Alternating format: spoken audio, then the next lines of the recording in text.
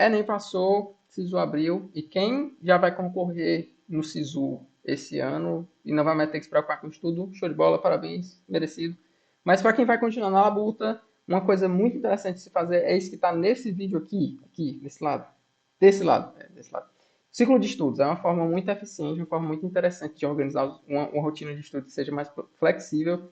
E aí hoje eu vou reagir a esse vídeo do Logan, do Matemática em Evidência, onde ele fala sobre ciclo de estudo numa perspectiva semelhante, mais ou menos, à que eu utilizo, né? Se você já conhece ciclo de estudo, eu acho que vale a pena dar uma olhada nesse, conhece o conceito de ciclo de estudo, vale a pena dar uma olhada nesse vídeo aqui, no meu vídeo, no do Logan, depois se acha que é necessário.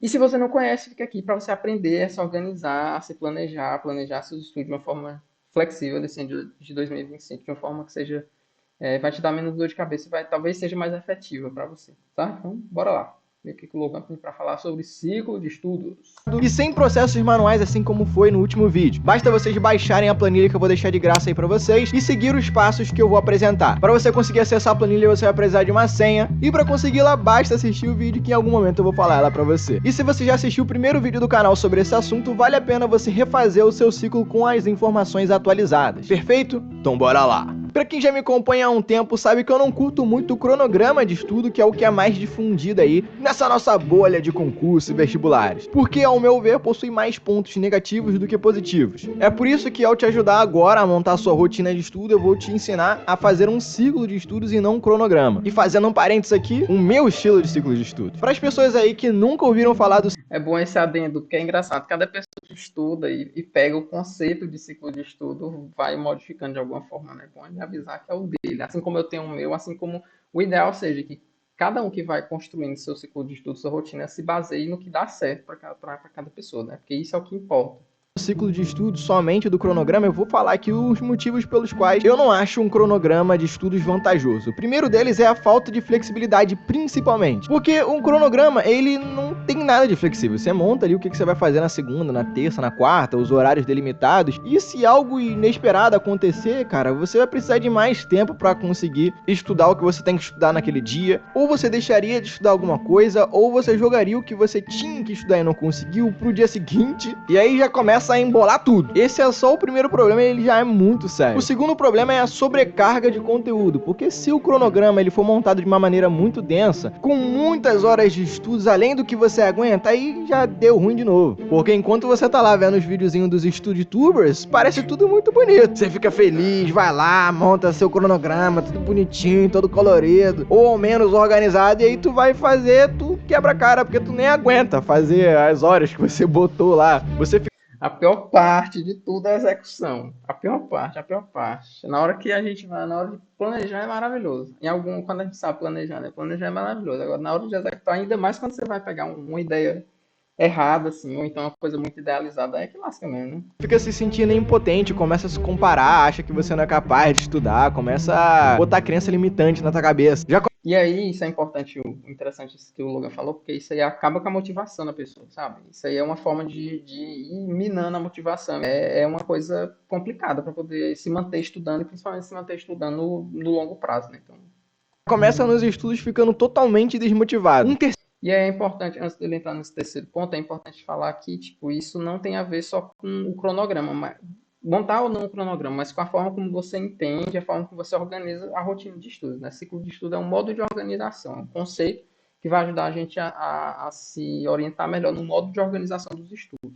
Então você pode montar um cronograma, então uma tabela, né? O problema não é você ter uma tabela, uma planilha, uma forma onde você coloca a sua organização, porque ele está mostrando um vídeo de uma pessoa riscando, tá fazendo os marca-textos bonitinhos e tal. O problema não é esse, o problema é a lógica que você utiliza para poder montar essa tabela, essa planilha. O terceiro problema que também é gravíssimo, cara, é a desorganização. E quando eu falo desorganização, é a falta de priorização para um tema, para cada atividade. Horas! Você com certeza tem uma dificuldade maior em determinada matéria em comparação às outras. Se você está estudando para algum concurso ou vestibular, é bem provável que alguma matéria tenha um peso maior do que as outras na sua prova. Também é evidente que algumas matérias vão ter mais conteúdos para serem estudados do que outras. Então essas coisas devem ser levadas em consideração. E a maioria das pessoas que montam um cronograma não as leva em consideração. Esses são os principais problemas de um cronograma de estudo e pelo qual eu acho que ele é ineficaz. E aí que entra o ciclo de estudos na sua vida. Ele deixa a sua rotina flexível, não te bota uma pressão nas costas de X horas que você tem que estudar por dia sem falhar e também leva em consideração todos aqueles aspectos que eu citei, peso da matéria na sua prova, a quantidade de conteúdo e sua dificuldade nela. Dado esse resumão sobre o ciclo...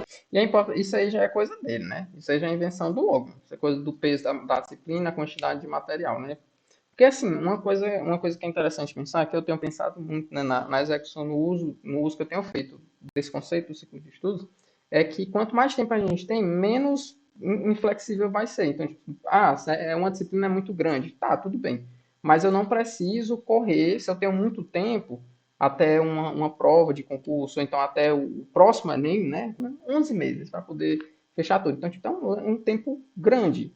Óbvio que não dá para subestimar, acreditar que só esse tempo bem aí vai ser suficiente. Mas o ponto central aqui é o seguinte: se eu tenho muito tempo, eu vou precisar colocar menos pressão ainda na aquisição de determinados conteúdos. Então, se a matéria é muito grande, aí vai dar para botar ainda menos peso e aí vai dar para reduz ainda mais esse peso, essa pressão que a gente se coloca para terminar logo e tal.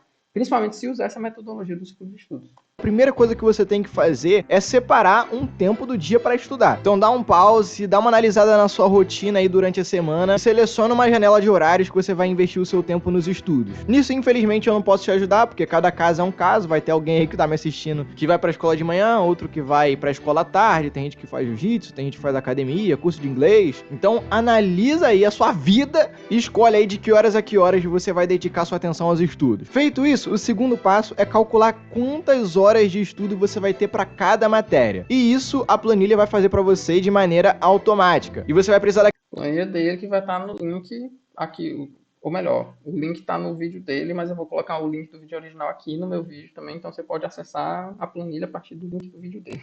Enfim, vai dar para acessar, você não vai acessar diretamente a planilha aqui, mas dá para acessar a partir do vídeo do próprio logo, e dando visualização pro cara também, né, e tal.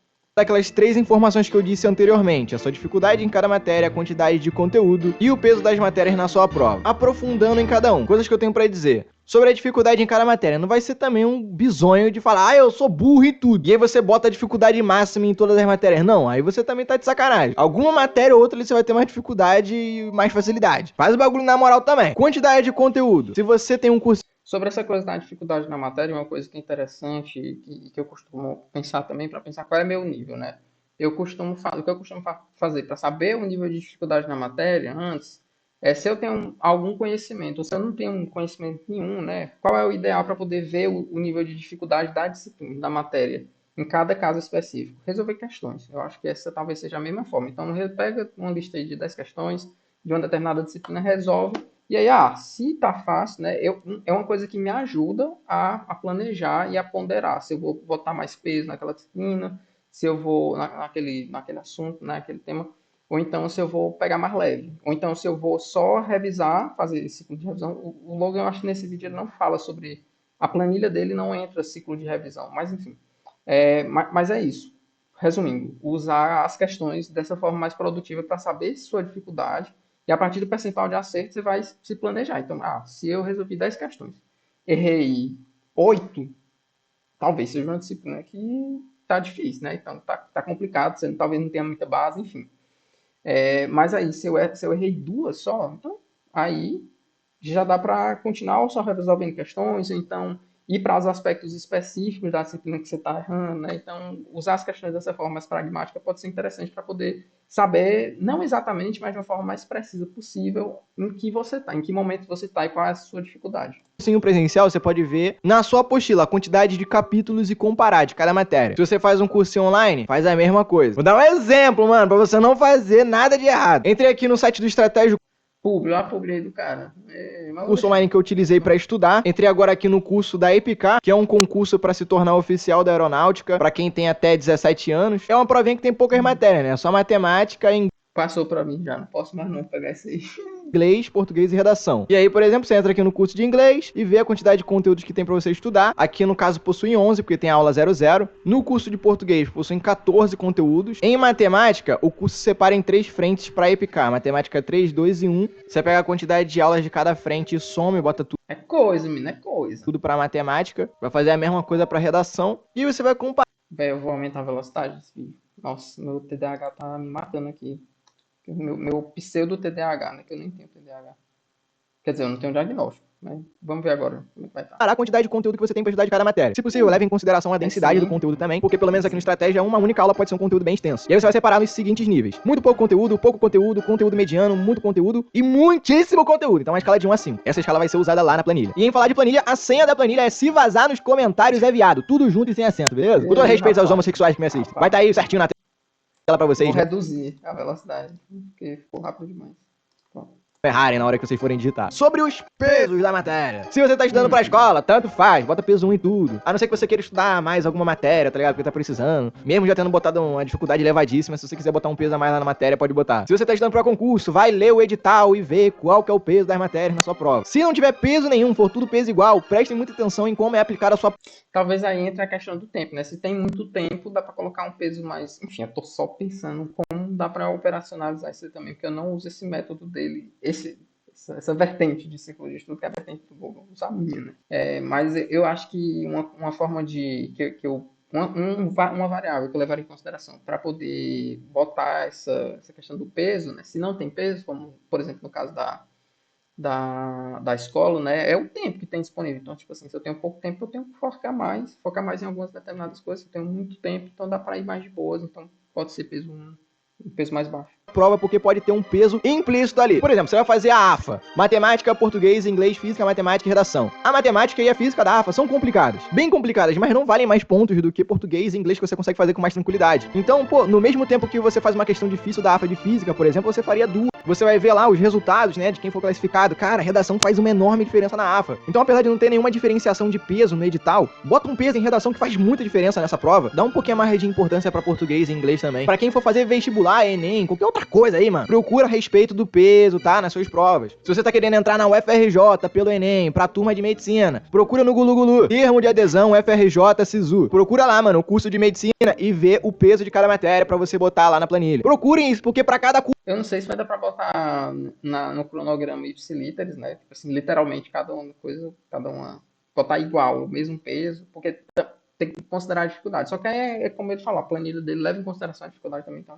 O peso muda. Então procurem, peso de cada matéria, vestibular tal, pelo amor de Deus. Dito tudo isso, bora pra planilha. Na primeira parte dela, à esquerda, você vai botar todas as matérias que você tem que estudar. Pra servir de exemplo, eu vou usar as matérias que caem na prova da SpaceX, que é a prova pra se tornar oficial do Exército, de nível médio. A prova possui 2 fases, e nessas fases contém matemática, física, química, literatura, português, inglês, história e geografia, tá tudo ali. Tem a redação também, mas eu desconsiderei. Porque nessa prova a redação não conta ponto, é só caráter eliminatório, só pra caso você tire menos de 5, você ser reprovado e ser desclassificado do concurso. Então é só estudar as aulinhas ali, que são poucas, de redação, e fazer uma por semana e já tá ótimo. E aí, cara, a próxima coisa que você vai ter que fazer é selecionar a dificuldade de cada matéria. Numa escala de 1 a 5, muito fácil, fácil, mediano, difícil ou muito difícil. E eu vou usar de exemplo o ser humano médio que tá começando a estudar. Então, normalmente a pessoa que tá começando não sabe nada em matemática, então tem do zero, né, aí lasca. Muita dificuldade em matemática, então eu botei dificuldade 5. Física eu botei 4. Mas aí é onde entra a questão, como eu já falei.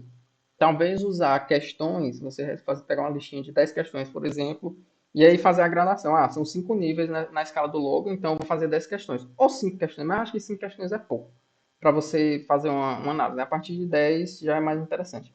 Então você vai fazer, faz as 10 questões, então sei lá, se eu errei 2, ou melhor, se eu acertei 2 só, equivale ao peso, ao nível de dificuldade 5. E vai assim por diante, né? Se eu errei 2, equivale a 5. Se eu errei 4, equivale à dificuldade de nível 4 também, e assim por diante. Pegando as porcentagens e vendo. O ponto principal aqui é ver a dificuldade com base não no achismo, mas com base na real necessidade, na real dificuldade que a pessoa tem em cada disciplina. Porque fazendo desse jeito, estou falando isso porque às vezes fazendo desse jeito eu me surpreendo com o que eu sei de fato que eu realmente não sei. Porque às vezes eu acho que eu não sei de nada de uma disciplina, estudei, não lembro de nada da disciplina, mas aí quando eu vou resolver as questões eu acerto 70%, sabe? Aí tipo assim, eu poderia, pela minha percepção, isso é importante lembrar, né? Às vezes a nossa percepção de aprendizado, ela engana a gente. Então, por isso que é interessante usar as questões para poder ter um direcionamento mais objetivo da real necessidade, da real dificuldade. 4, porque também tem a ver com matemática. Química eu botei dificuldade mediana, literatura e português, dificuldade baixa, inglês, dificuldade alta, a pessoa não sabe nada de inglês praticamente. História e geografia eu botei ali uma dificuldade mediana. A respeito dos pesos, eu botei os pesos que estão no edital. Peso 2 para matemática e português e peso 1,5 para física e inglês. Vale ressaltar que eu botei peso 2 para literatura também, porque na prova da SpaceX as questões de literatura estão dentro das questões ali de português. Então elas também possuem peso 2. Feito isso, você vai preencher agora a quantidade de conteúdo de cada matéria de 1 a 5. Matemática eu botei 4 porque é bastante coisa, física eu botei 5 porque é muita. Acha esse resultado ali, 22 é o quê? É horas, bicho. Meu Deus, só tem que estudar 22 horas por semana de matemática. Muita coisa! Muita coisa mesmo, física 1, física É muita coisa. 2, física 3. Pra quem tá começando é coisa pra caraca, mano. Química eu botei uma quantidade mediana de conteúdo. Literatura eu botei quantidade 1, porque não é muita coisa que você tem pra estudar pra literatura, pra SpaceX. Português e inglês também não é tanta coisa assim. Vai mudando à medida que você vai colocando. Legal.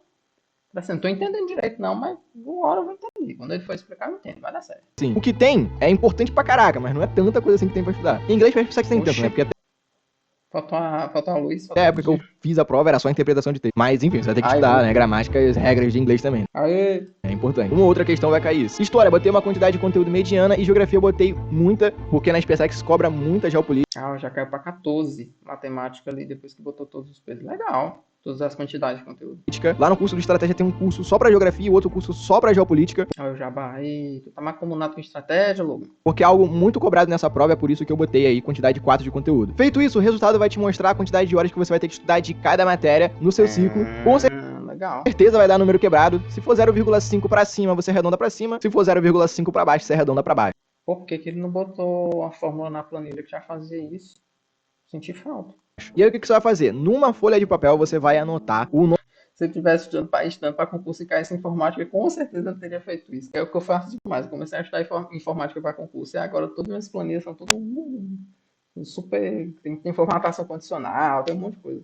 Nome de cada matéria, uma embaixo da outra, e vai botar um quadradinho para cada hora de estudo. Mas no papel isso aí é. Tudo que você tem que estudar daquela matéria do lado do nome dela. Aqui no nosso exemplo deu 15 quadradinhos para matemática, 11 para física, 5 para química, 5 para literatura, 7 para português, 7 para inglês, 5 para história e 6 para geografia. A partir daqui, o que você faz agora? Quando você for estudar no horário que você determinou, você escolhe o que você vai estudar. Eu recomendo intercalar entre humanas e exatas, 2 materinhas ali, mas se você estuda... Inclusive, essa dica dele é muito boa.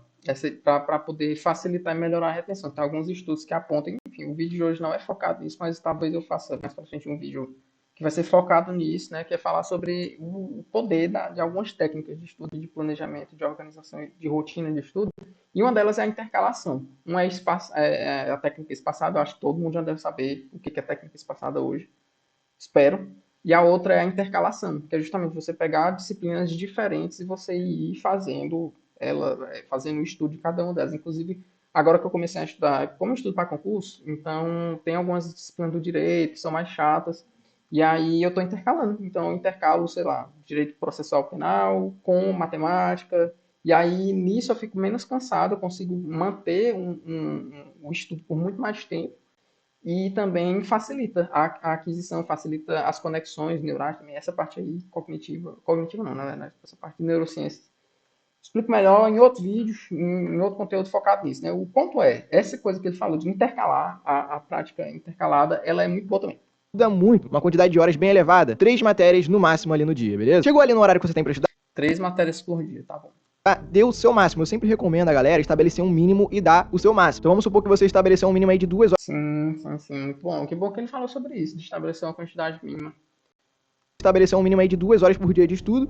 Que não é, como ele mesmo falou também, não é uma obrigação, não é para botar um peso em cima disso aí, mas é levando em consideração a quantidade de tempo. Tipo, por exemplo, deixa eu pensar aqui um exemplo operacionalizar, facilitar para mim e para vocês também. Se eu tenho um tempo de... Se eu tenho 3 horas para estudar, eu vou estabelecer, por exemplo, que 3 horas é o máximo de tempo que eu tenho disponível para poder estudar, né? Você fez o cálculo no início, né? Qual é o tempo máximo que tem para estudar? 3 horas, tá. 3 horas, então eu vou estudar pelo menos 1h30. E aí é nesse sentido, pelo menos eu estou entendendo que é nesse sentido aí que ele tá sugerindo que seja feito, né? Estabelecer esse mínimo aí, mas esse mínimo não tirando, sei lá, de algum lugar aí, enfim, não fala a palavra não. Mas enfim, é você pensar com base no que você realmente tem, e a partir do que você tem, você estabelece o mínimo. Eu faço assim, pelo menos, porque é mais interessante e eu me frustro menos também quando não dá certo. E aí, quando não dá certo, eu pego o que eu chamo de justificativa, entre aspas, né?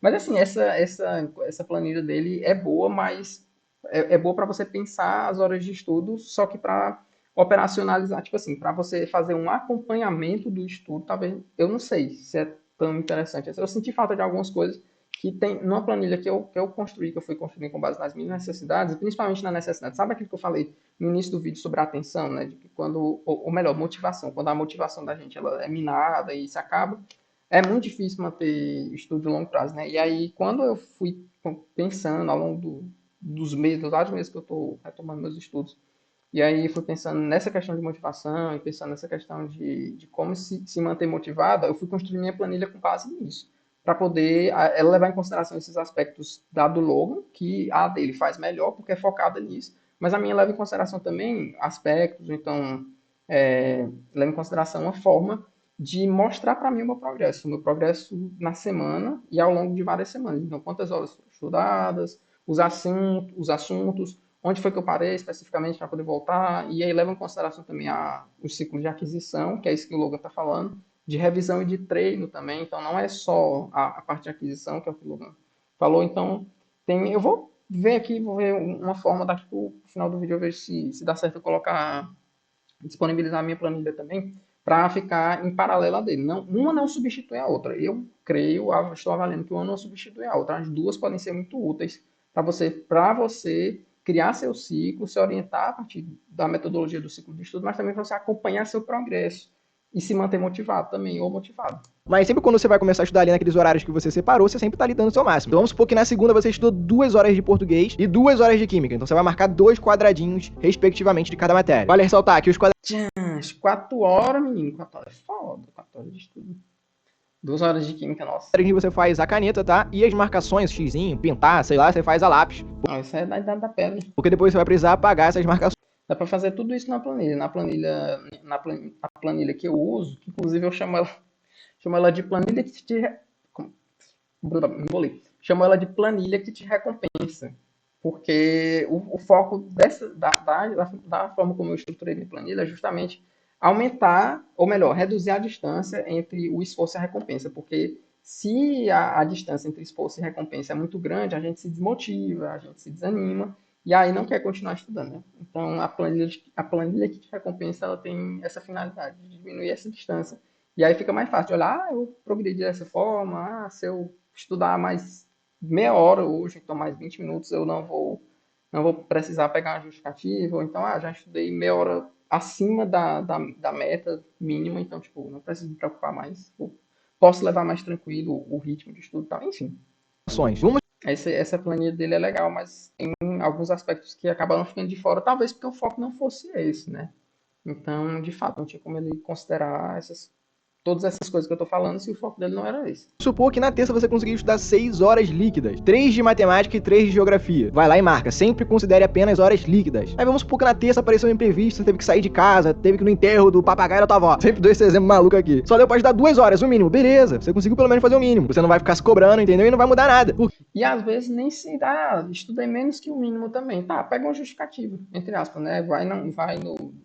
Na minha planilha, né, tem esse campo para você colocar. Nesse dia aqui, tem um gráfico de horas, né, que vai te mostrar exatamente quantas horas você estudou naquele dia e vai ficar abaixo da meta, né? Então, tipo assim, abaixo do mínimo que ele chama. Então, você bota lá assim, não estudei porque fui no enterro do papagaio da minha avó, sabe? E aí é melhor porque até para olhar em perspectiva também, vai dar para ver, dá para ter uma noção de toda a preparação.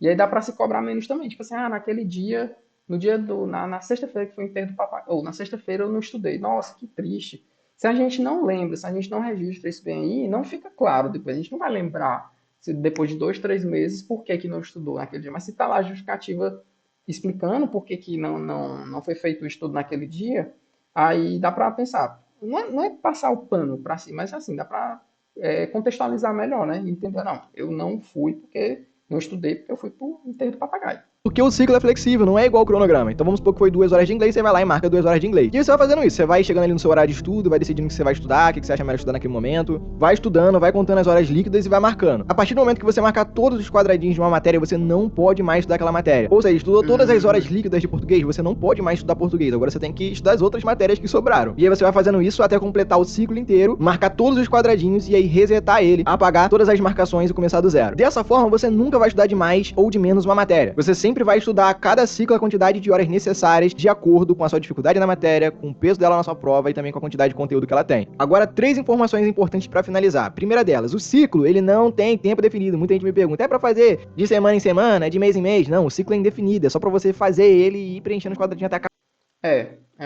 Essa ideia é muito boa, gente. Tipo assim, você não define, eu vou fazer por semana, e aí acaba a semana e a gente pensa que fez tudo e aí acabou.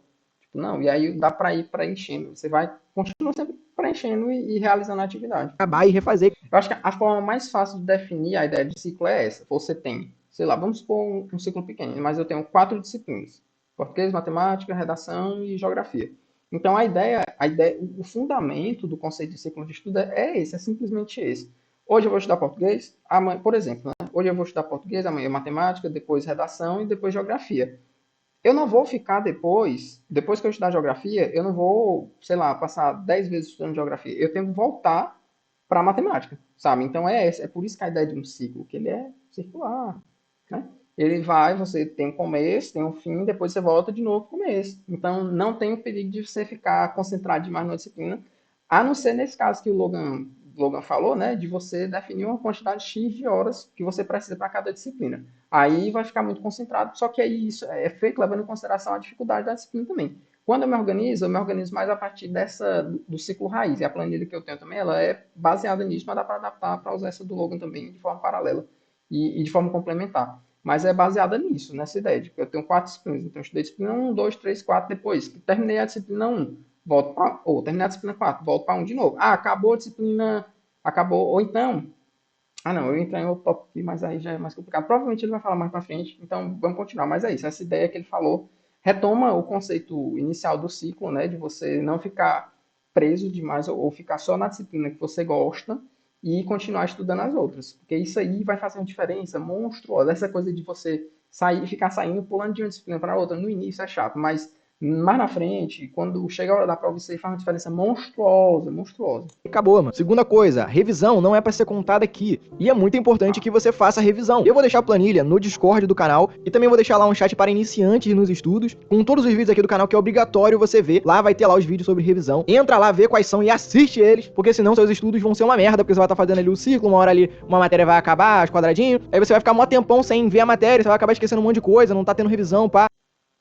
Então não esquece de fazer isso. E a terceira coisa importante que eu tenho pra falar é sobre o resultado que deu na tua planilha pra cada matéria. Às vezes você estuda muitas horas por dia e o resultado ali fez com que o seu ciclo se completasse muito rápido. Ou você estuda uma quantidade que o ciclo ficou muito grande e assim ia demorar muito pra tu terminar o ciclo. O que você vai fazer? Você vai entrar na planilha e vai modificar apenas o fator 2. Ele vem com o padrão 60, mas caso você queira que o seu resultado tivesse dado um pouco maior, você pode aumentar esse fator 2 para 70, 80, 90, e caso você quisesse que ele ficasse menor, você diminui o valor desse fator, beleza? Não mexe no fator 1, no fator 3, porque eles são calculados de maneira automática através de umas equações que eu fiz na planilha. É isso, rapaziada, façam um bom proveito dela, montem o seu ciclo de estudos e comecem a papirar. Depois de um tempo, refaça, tá? Todo o processo, porque o ciclo vai mudando com o tempo. Por exemplo, nesse caso aí que eu fiz com vocês, uma pessoa iniciante que tá estudando pra SpaceX, quando ela for fazer simulados futuramente, ela pode acabar vendo que, sei lá, português é mais difícil do que ela achava pra ela. Aí teria que Por isso a ideia, como eu falei, de você começar fazendo as questões para poder nivelar sua dificuldade e fazer constantemente essas revisões, não revisões periódicas, mas avaliações periódicas.